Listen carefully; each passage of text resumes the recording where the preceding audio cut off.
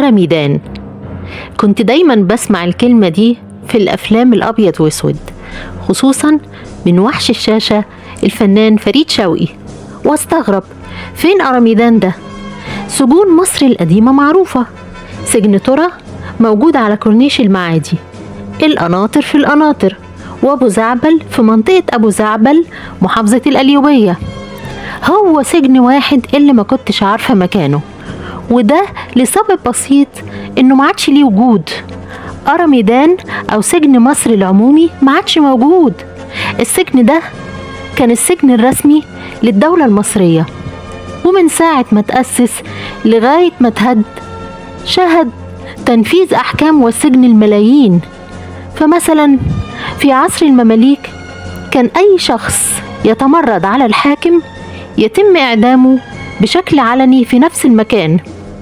شاف أيضا تنفيذ إعدام السيد محمد كريم زعيم الحركة الوطنية هكذا أمام الناس، عشان يكون رادع للباقيين بألا يقوموا بعمل ثوري ضد الحملة. كما كان شاهدا على اعتقال الكثير من المشاهير اللي وردوا عليه في أحكام متنوعة، منهم على سبيل المثال الصحفي محمد التبعي والكاتب الكبير عباس محمود العقاد.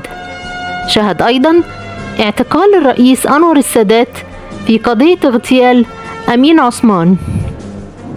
وكلمة أرا تعني أسود باللغة التركية، أي أن اسمه يعني الميدان الأسود، وذلك لما شهده من تعذيب وسجن وإعدام علني للناس.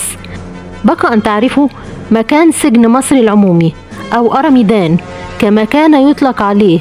السجن أعزائي يقع في ميدان الرميلة أو ميدان القلعة، وهي المنطقة الواقعة بين مسجد السلطان حسن وميدان السيدة عائشة.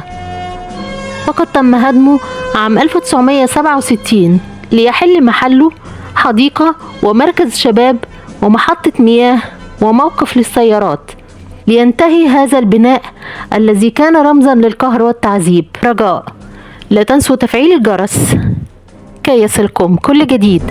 شكرا لكم.